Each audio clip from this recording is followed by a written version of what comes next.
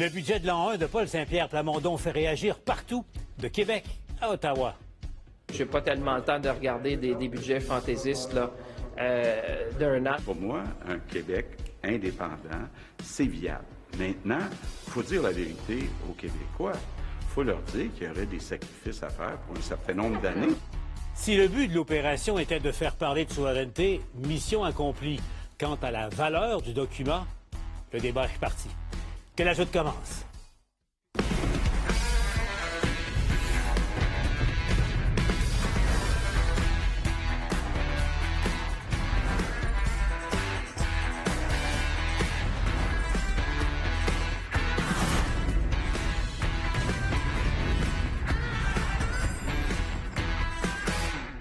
Mesdames, Messieurs, bonjour avec nous pour cette édition de La Joute. Vous reconnaissez Mathieu Bock-Côté, Yasmine Abdel-Fadel et Tom Mulcair.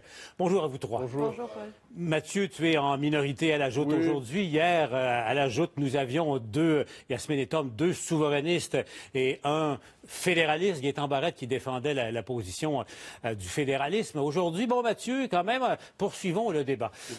Commençons par ma question toute simple. On dit souvent le dicton « parlez-en mal, parlez-en en bien ». Mais parlez-en. Juste pour ça, Yasmine, juste pour ça, est-ce que M. Saint-Pierre Plamondon n'a pas réussi son coup? Sur toute la ligne. Sur toute la ligne, il a réussi son coup. L'opération de relations publiques et ce budget est réussi sur toute la ligne. Jamais n'a-t-on parlé en si peu de temps de souveraineté. Ouais. On en parle aujourd'hui. La preuve, vous en avez parlé hier à la Joute. On en parle encore aujourd'hui. Il y en a été question dans les couloirs de l'Assemblée nationale. Alors, si le PQ voulait faire parler de la souveraineté, ben, c'est mission accomplie. Même à Ottawa, Tom, aujourd'hui, à la Chambre des communes, s'il vous plaît. Oui, mais si on voulait scripter certains intervenants d'Ottawa pour qu'ils fassent autant de mal possible au fédéralisme et autant de bien possible au Parti québécois, ils auraient donné exactement les réponses qu'ils ont données aujourd'hui. Je suis assez âgé pour avoir joué dans le premier référendum de 1980. Ouais. Je connais les arguments par cœur des deux côtés. Ça fait un peu jour de la marmotte en ce qui me concerne, mais je veux me mettre d'accord avec ta question de base, Paul. Est-ce que c'est réussi comme exercice politique, comme exercice de communication? Et on était tous là. Tout le monde rigolait il y a 6 mois, 8 mois. Oui, PSPP disait, budget de l'an 1, je vais le faire. Tout le monde disait, là, il vient d'être élu, il vient de montrer son étoffe. Il a dit, jamais je vais assermenter ma fidélité au roi Charles III. Il a eu raison. Legault était obligé de plier. C'était bien. Et on s'est dit, pourquoi cet exercice suicidaire? Bang, voilà. Il le lance. Les détails importent beaucoup moins que le fait qu'on est en train d'en parler. Je suis complètement d'accord avec toi là-dessus, Paul. Bon, voilà pour la forme. Allons maintenant sur le fond. Mathieu, tu as vu, il y a eu quand même des critiques un peu partout aujourd'hui. Toi-même, tu faisais une mise en garde il y a, je pense, une dizaine de jours à la Joute. Tu dis, attention, il y a des pièges là-dedans, ça peut donner des munitions aux fédéralistes. T'en dis quoi aujourd'hui? Ben, je trouve que l'exercice est réussi. C'est-à-dire, il y a deux types d'exercices possibles. Soit il y a l'état des finances d'un Québec souverain. Ça, c'est un exercice nécessaire. Puis il y a le budget de l'an 1, comme souvent les souverainistes y ont pensé. Puis ça, c'est préciser tous les choix sociaux comme si on construisait le Québec dans le détail avec son premier budget. Et la force du document du Parti québécois, c'est surtout de passer la première étape, c'est-à-dire rappeler ce qui est une évidence, mais une évidence qu'il fallait rappeler néanmoins, c'est la faisabilité économique de l'indépendance du Québec. Et là, ce qu'on voit, c'est même M. Legault a été obligé aujourd'hui de dire, bien, effectivement, il y a une viabilité, ça va de soi. Reprenant par là les propos autrefois tenus par Jean Charest. Et ce qui est intéressant là-dedans, je reprends ta formule, c'est que pendant des années, Dieu sait que j'ai connu ça, le mouvement indépendantiste, l'indépendance, c'était gardé par les gardiens de la flamme. C'est-à-dire ceux qui en parlaient, puis, tu sais, j'appelle ça le mononcle qui avait connu René Lévesque. Moi, j'ai connu M. Lévesque, bon, d'accord. Puis il y avait des militants. Mais Tom, bon, au-delà de ça, et là, ça redevient... On a connu tous les deux René Lévesque. Mais là, moi, je l'ai connu up close and personal. Mais là, ça redevient un sujet de conversation de politique normale. Et là, il y a une forme d'horizon qui se dessine. C'est une formule, le prochain rendez-vous avec l'histoire, et ça participe à cette stratégie. Voilà, on arrive au fond maintenant. Aujourd'hui, tu le disais, Mathieu, aujourd'hui, M. Legault a dit oui, c'est viable. Mais attention, attention, parce que la phrase se continuait. Il y avait un mais, Écoutons ça. Un Québec indépendant, ça serait viable. Mais il faut dire la vérité aux Québécois. Il faut leur dire qu'il y aurait des sacrifices à faire dans le contexte financier actuel. Quand M. Saint-Pierre Plamondon nous dit qu'il veut faire 8,8 milliards par année de compression, bien, il doit expliquer aux Québécois ce que ça veut dire. Monsieur Saint-Pierre Plamondon n'envisage absolument pas d'année de perturbation économique. Au contraire, lui voit un bond économique si jamais la souveraineté se fait. Qu'est-ce que vous en pensez? Je vais répondre une phrase. C'est très naïf de penser ça. Bon, qui a tort, qui a raison. Yasmine, vas-y. Ben, en fait, c'est sûr qu'il pourrait y avoir des perturbations advenant que la souveraineté puisse être proclamée demain matin. Pauline Marois l'avait reconnu elle-même qu'il y aurait eu des perturbations économiques, des turbulences économiques d'une durée d'à peu près 5 ans. C'est ce que Pauline Marois disait. Alors, si elle disait 5 ans, il faut imaginer 10 ans. C'est correct. Je suis d'accord avec le premier ministre. Le Québec est viable. Un Québec souverain serait viable économiquement. Mais il va y avoir des sacrifices financiers. Et ça aussi, il faut le dire. C'est ce qui manque dans le document. C'est là où on ne dit pas quels seraient les sacrifices économiques. Parce qu'on ne dit pas à combien on imagine la croissance économique d'un Québec souverain. C'est pas vrai. On nous le dit pas. Non, mais un instant. Le Québec, comme État indépendant, globalement, moi, je toujours dit l'indépendance, ça ne nous transforme pas immédiatement en paradis, puis ça ne nous condamne pas à la pauvreté éternelle. Donc, globalement, les premières années, il s'agit simplement de réussir la transition. Quelle est la condition d'une transition réussie au-delà du discours des sangs et des larmes? C'est que nos partenaires immédiats aient intérêt à ce que ça se passe bien. On en parlait hier, l'Ontario, le nord-est des États-Unis, les Maritimes. Tous ces acteurs-là ont intérêt, le jour où l'indépendance se fait, à ce que ça se passe bien. Ils n'ont pas intérêt à être sur le mode de la répression, genre on veut vous punir d'être devenu indépendant, donc on va vous faire souffrir économiquement. Donc moi, l'argument de l'indépendance qui serait inévitablement de la sueur et des larmes, moi je relativise ça beaucoup. Les premières années, il faut que ça soit bien fait évidemment, mais en politique, il peut y avoir des bons coups et des mauvais coups, indépendants ou pas indépendants. Mais la transition est beaucoup moins, je dirais, inimaginable qu'on aime nous le faire croire ces derniers temps, comme si c'était la vallée des douleurs si on votait oui pour proclamer l'indépendance. Ben, je pense que je vais enchaîner sur le dernier bout de phrase de Mathieu, parce que c'est justement ça. Et Mathieu n'aura même pas à boucher ses oreilles, mais je vais dire 2 mots en anglais. Baby boomer. Alors, quand tu regardes les baby boomers qui sont tous en train d'arriver à l'âge de la retraite et qui sont en train de travailler dans un McDo parce qu'ils n'arrivent pas à arrondir les fins de mois, parce qu'il y a inflation, parce que leurs revenus sont fixes et ainsi de suite, la question est de savoir qui va voter pour les années de turbulence, de bouleversement. Et d'un. Et de deux, cet argument massue qui est c'est dans l'intérêt de tout le monde, voyons donc, ça va de soi. Ça, c'est l'argument que j'ai entendu l'autre soir. Paul, on l'avait comme invité, Nicolas Marceau, l'ancien ministre des Finances de Pauline Marois, il disait les accords de libre-échange, c'est dans l'intérêt de tout le monde de signer ça. Ah ouais, il n'y a pas eu de négociation avec la gang autour de Trump, puis Chrystia Freeland, puis le fédéral. Voyons donc.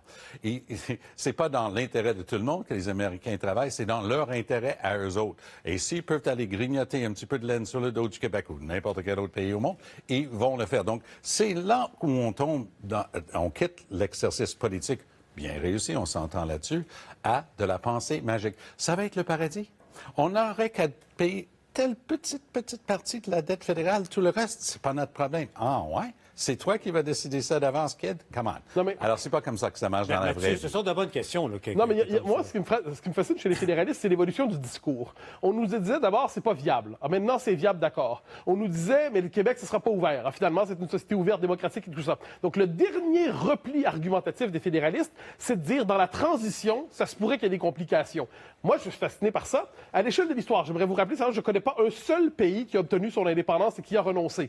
Je veux dire, faites l'histoire, là. Les pays baltes n'ont pas renoncé à leur indépendance. Les pays du Maghreb, le Maroc, l'Algérie n'ont pas renoncé à leur indépendance. Le Canada n'a pas renoncé à son indépendance. Les États-Unis n'ont pas renoncé à leur indépendance. Nommez-moi un seul pays qui a renoncé à son indépendance après l'avoir obtenue. Il y a une transition, bien sûr. Il y en a eu, on l'a vu après la chute de l'Union soviétique. Les pays, la République tchèque, la Slovaquie, la Slovénie, partout, après quelques années de transition qui pouvaient très bien se passer par ailleurs, il y a une amélioration globale de la situation. Donc, à un moment donné, il faut cesser de se faire des peurs avec la transition, puis répéter sans arrêt turbulence, que Mme Marois a dit ça une fois. Il faut en finir avec la machine à faire peur.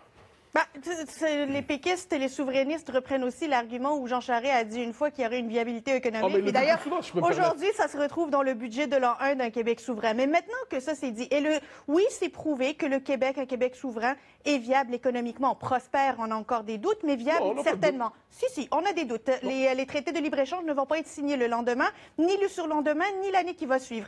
Combien de sièges sociaux on est prêt à sacrifier pour la souveraineté du Québec? Les sièges sociaux, les rocheuses. Faut pas oublier les rocheuses. Mais bien sûr, sûr, les Rocheuses, j'y étais cette fin de semaine et c'est magnifique et je voudrais vraiment pas me séparer de ça, Mathieu. Mon Dieu, bon, OK, mais si c'est le niveau argumentatif des fédéralistes, on Non, va gagner mais à c'est toi 70%. qui as sorti les Rocheuses, c'est pas moi, Mathieu. C'est toi qui l'as sorti. Tu nous ressors l'argument de la Sun Life. Tu nous ressors le coup de la Mais c'est Brinks. pas juste la Sun Life, Mathieu. Le coup de la Brinks, on nous dit l'indépendance, là, les sièges sociaux vont partir, le capital va partir, l'argent va partir. Combien de ces chaussures t'es prêt à voir partir? Mais c'est absolument fascinant comme argument de la peur. Dis-nous les chiffres et on va peut-être être d'accord, mais au moins sortez-nous les chiffres. Non, toi, parce que tu crois qu'on peut faire un travail de spéculation en disant, On l'a fait hier, un travail de spéculation avec une croissance économique à 3,5 %. Si ça, c'est pas un travail de spéculation, c'est quoi? Toi, tu sais l'avance que les sièges sociaux vont partir. Ben, je sais certainement pas ça va être quoi la croissance économique, mais ça, c'est le PQ qui doit le démontrer, tu me pas rappelles moi. une chose qui est simple. Le contexte de fond, on ne pouvait pas prévoir la COVID, on ne pouvait pas prévoir la guerre en Ukraine, on ne pouvait pas prévoir ce qui s'est passé à Gaza. Mais le contexte de fond, c'est-à-dire l'existence d'une nation francophone en Amérique qui a tout intérêt à se gouverner elle-même, plutôt que confier le gouvernement de ses affaires à la nation d'à côté, ça, je le redis, les peuples dans le monde qui ont fait le choix de l'indépendance ne l'ont jamais renié. Puis j'aimerais un jour qu'on m'explique pourquoi l'indépendance, c'est bon pour tous ces autres peuples, mais pas pour les Québécois. Est-ce qu'on est à ce point unique qu'on est le seul peuple qui a des moyens de l'indépendance qui Mathieu, devrait les Québécois ont dit non 2 fois. Alors, il faut aussi des fois les écouter. Moi, j'avais 15 ans en 95. Il faut les écouter aussi, les Québécois. C'est eux qui ont dit non. C'est pas le Canada qui a dit non. C'est les Québécois qui ont dit non 2 fois. C'est pas le Canada. J'avais 15 ans en 95. J'ai jamais eu l'occasion de voter, je peux me permettre. Un peuple se pose des questions au fil du temps dans l'histoire. Il y a des questions qui réapparaissent. Les circonstances font qu'on se pose des questions qu'on avait réglées autrefois. Et là, on sait, nous le savons, on s'en va vers un prochain rendez-vous avec l'histoire. Ça m'apparaît évident. Tout nous y pousse. Les questions identitaires, d'immigration, de langue. Et ce qu'on voit aujourd'hui, c'est que la question économique avec laquelle on joue au bonhomme 7 heures avec les souverainistes, on constate que même là-dessus, les souverainistes sont parfaitement capables de répondre très bien. Puis tout ce qui reste aux fédéralistes, c'est dire la transition, la transition. C'est Halloween, on m'a fait les peurs. Non, c'est pas une question d'Halloween. Si je peux, Paul, j'aimerais. J'arrive pas à parler aussi vite que Yasmine et Mathieu, mais je vais quand même essayer d'en placer un. Je note ton flegme et j'allais dire presque ton silence, Tom, quand même. Je note. Mais voilà, c'est terminé. C'est une question de silence imposé, Paul, parce que quand ces deux-là s'y mettent, il ne reste pas beaucoup d'oxygène dans la pièce. Mais je vais quand même me permettre... Mais Tom, juste te dire, parce que ni Yasmine ni Mathieu ont pris part au débat de 95. Alors, tu sais, ils ont du Moi, temps. oui, j'ai assez vieux, comme je dis, d'avoir fait 95 et 80. Moi, j'ai couvert les deux aussi. Toujours est-il qu'on a quelque chose en ce moment. On a une adhésion à un pays, justement, qui est respecté à l'échelle de la planète. On a notre passeport canadien, oui. On est membre du G7. On a tous les atouts de notre entente historique avec les États-Unis qui a été reconduit, certes, après une dure négociation, mais c'est le respect qu'a le Canada à l'échelle mondiale. Mathieu a affirmé en passant tout à l'heure qu'il n'y a pas de question de la différence entre l'approche du Québec et du reste du Canada. Je me permets quand même de mettre sur la table le fait que le Québec est la seule place en Amérique du Nord à avoir une loi qui interdit, par exemple, à un jeune homme sikh de devenir policier s'il pratique sa religion en portant un turban, ou à un prof de maths de travailler s'il porte un kippa parce qu'il est un juif qui observe sa religion. On est le seul endroit qui a fait le choix de la laïcité en Amérique du Nord et on peut en être fier. Monsieur, personne t'a interrompu tout à l'heure. Est-ce que je peux au moins finir mon point? Donc, il y a des choses à perdre. C'est pas une question de transition. C'est une question de dire que tout ce qu'est le Canada aujourd'hui, les Québécois y ont contribué avec énormément de passion, de sueur de front et, oui, une contribution économique. Démanteler un pays qui est une telle réussite relève pour moi d'un très grand danger en retour de très peu, sauf pour les gens qui rêvent d'avoir leur propre pays pour des raisons qui leur sont propres. Pour l'instant, moi, je considère que comme Québécois, je suis membre à part entière du Canada. Je peux participer à toutes les instances et je suis très fier de pouvoir le faire. Et oui, je me battrai avec toutes mes énergies, qui sont peut-être pas aussi élevées qu'en 80 ou en 95, mais j'y étais là à chaque jour du combat de 80, à chaque jour de 95. De l'énergie que tu as, et non pas de la ferveur. Tu parles de l'énergie. C'est les deux, mais j'y crois tellement au fait qu'on est chanceux de vivre au Canada. Et c'est cette conviction que j'amènerais si jamais il y avait une autre bataille là-dessus. Mais tu sais quoi, Paul? Je pense pas qu'il y aura un autre référendum. Jamais. Convenons de désaccord de fond. Je crois que le référendum est inscrit dans la nature des choses. Il n'y en aura pas 12. Mais cette question-là n'a jamais été réglée pour de bon. Et vu ce que le Canada devient, vu ce qu'il devient, c'est-à-dire un pays qui condamne les Québécois à la noyade démographique, un Canada qui est aujourd'hui un pays bilingue de langue anglaise, un Canada qui se passe de plus en plus de la langue française, un Canada qui, soit dit en passant, dans toutes les provinces anglaises, est facile fait français, et aujourd'hui, il se moque de son propre bilinguisme officiel. Donc, je le rappelle comme ça. Donc, sur des questions identitaires de fond, des questions culturelles de fond, Les Québécois, au fond d'eux-mêmes, ont un pays, il s'appelle le Québec. Le Canada, c'est une entente. Hein? M. Bourassa parlait du fédéralisme rentable. Il savait tellement que c'est pas le pays de cœur des Québécois qu'il était obligé de nous présenter ça comme un accord économique viable. Et même ça, on constate que c'est plus le cas aujourd'hui. Mais les raisons fondamentales sont évidemment les raisons du cœur. Et je ne doute pas que les Québécois en ces matières savent qu'ils ne pourront survivre comme peuple que s'ils font le choix de l'indépendance. Et cette question-là va redevenir centrale dans les années à venir et c'est une bonne nouvelle. En tout cas, j'ignore s'il y aura un référendum. En tout cas, le débat référendaire est relancé de plus belle ici à la Joute. Vous avez fait valoir vos arguments, tout le monde. Ramenons ça sur le terrain politique d'aujourd'hui. Les militaires appellent ça dommage collatéral. Je vais vous parler d'abord de Marc Tanguay, le chef intérimaire du Parti libéral. Vous vous rappelez, là, jeudi dernier, lorsque les premiers pans du budget de l'an 1 ont été rendus publics, Tom, qu'est-ce qu'a dit M. Tanguay? Ça ne l'intéressait pas. Il ne veut pas parler de ça. Il veut parler du coût de la vie. Voyez ce qu'il en disait aujourd'hui, voyant la tournure du débat. Le Parti libéral du Québec est le seul parti clairement fédéraliste. Et en ce sens-là, François Legault, en capitaine Canada, je pense qu'il peut aller accrocher ses collants. Ça fait aucunement crédible.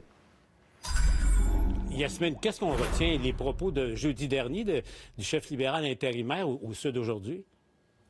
Honnêtement, ce que pense Marc Tanguay, je pense pas qu'aujourd'hui ça joue sur l'échiquier de ce qui est discuté aujourd'hui en matière de l'avenir du Québec au sein du Canada. Non, mais le Parti libéral, c'est quand même le seul parti ouvertement fédéraliste. C'est le seul parti ouvertement fédéraliste, mais malheureusement aujourd'hui, ni François Legault ni Marc Tanguay ne sont des dignes représentants d'être des capitaines Canada. Il n'y a personne aujourd'hui sur la scène provinciale, à l'Assemblée nationale, qui peut se targuer d'être capitaine Canada. Et c'est dans ce sens où je trouve que l'exercice politique de Paul Saint-Pierre Plamondon est réussi, c'est que d'ici au moins jusqu'en 2025, il va être le seul sur cette patinoire à parler de souveraineté, à faire des propositions en matière de souveraineté, qu'elles soient loufoques ou pas. Et il n'aura pas de vis-à-vis qui va pouvoir lui contredire. Y, si permet, Mathieu, déjà, Y s'est inspiré de la formule capitaine Canada, vous voyez, dans le Journal de Montréal et de Québec. Vous pouvez le voir dans cette caricature dans toute sa splendeur demain. Alors, mais l'expression a résonné à l'Assemblée nationale, mais on attendait de voir le match. Paul Saint-Pierre Plamondon, François Legault à l'intérieur du Salon Bleu, à l'Assemblée nationale aujourd'hui. Voyons un petit extrait de ce que ça a donné. Les vieilles chicanes, Madame la Présidente, c'est l'expression de Jean Chrétien. Je lui pose peut-être la question différemment. Si l'opinion des Québécoises et des Québécois évolue dans la direction d'un oui, qu'allez-vous dire? Oui, un Québec indépendant serait viable. Puis non, je ne retournerai pas dans ce qu'on a vu au Québec pendant 50 ans. Le Parti libéral rêve de ça. J'écoutais le chef de l'opposition officielle le matin. Là, il avait l'air en jouissance totale de revenir sur ce vieux débat-là.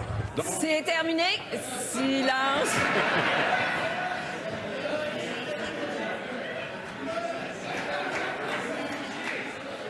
Y a-t-il quelque chose de plus insultant que de se faire traiter de Jean Charest? Il a même dit Jean Chrétien. Alors donc, ça, c'est piquer l'adversaire exactement au bon endroit. Donc, M.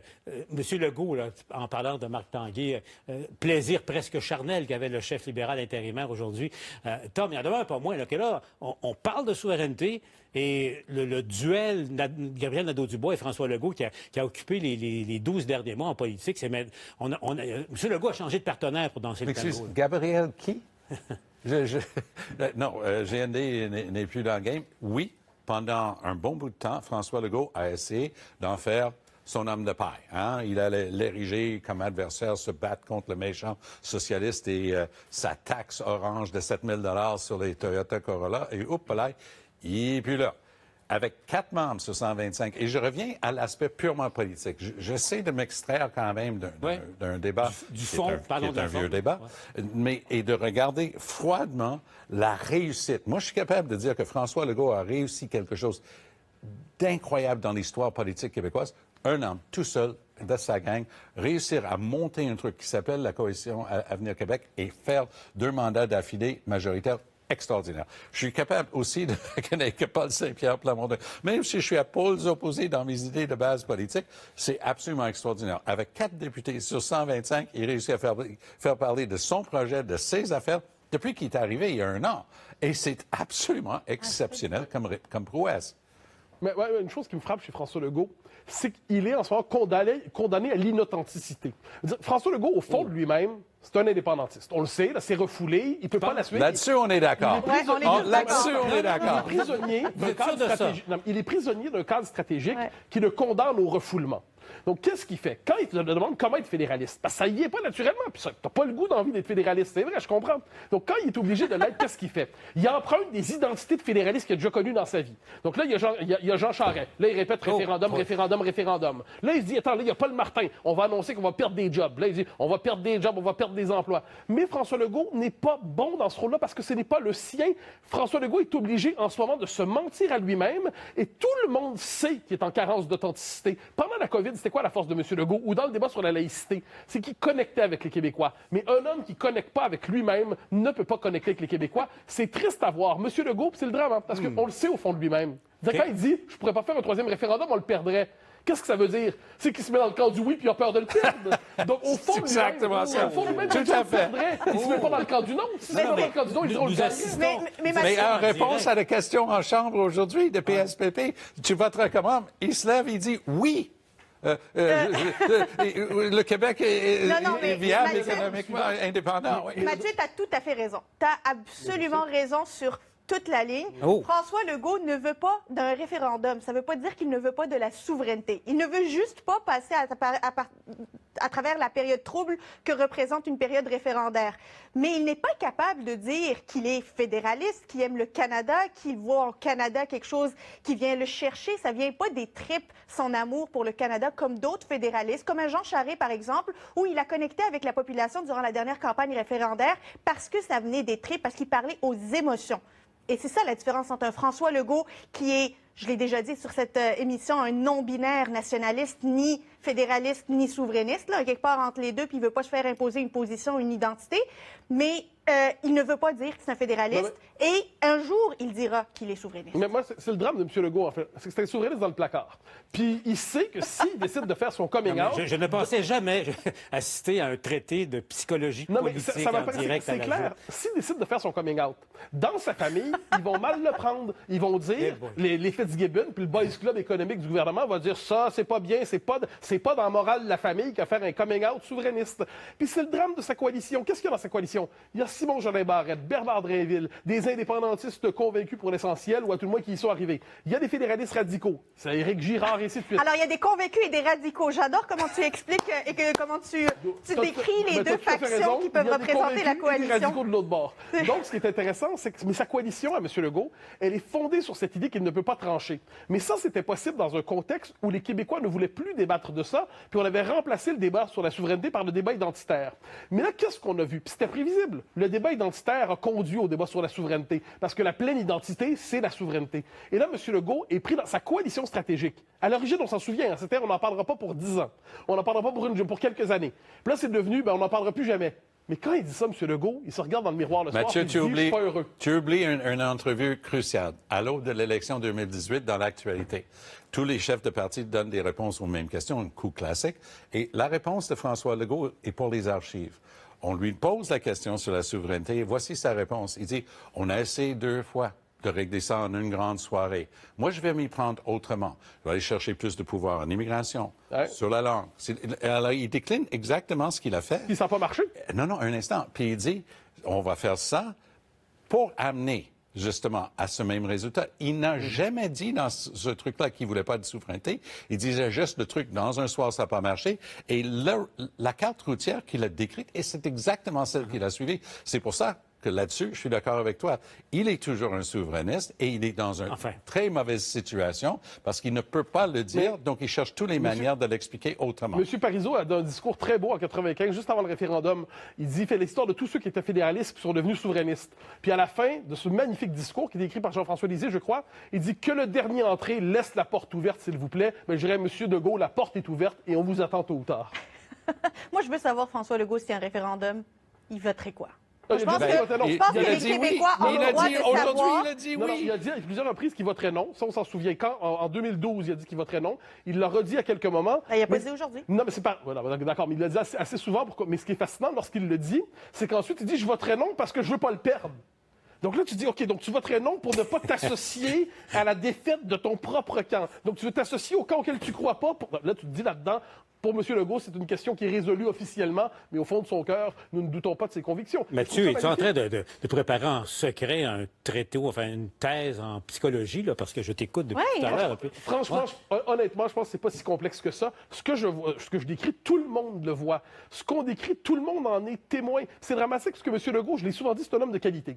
C'est un homme de qualité qui connecte avec les Québécois quand il est à son meilleur. Puis qu'est-ce qui se passe en ce moment? C'est que le contexte politique transforme les termes du débat politique, puis dans les nouveaux termes du débat, le retour de la question nationale dans sa forme classique, dans ce débat-là, M. Legault, il va être écartelé. Il va faire l'expérience médiévale de l'écartèlement. La rumeur veut que ce soit pas agréable. Juste à y penser.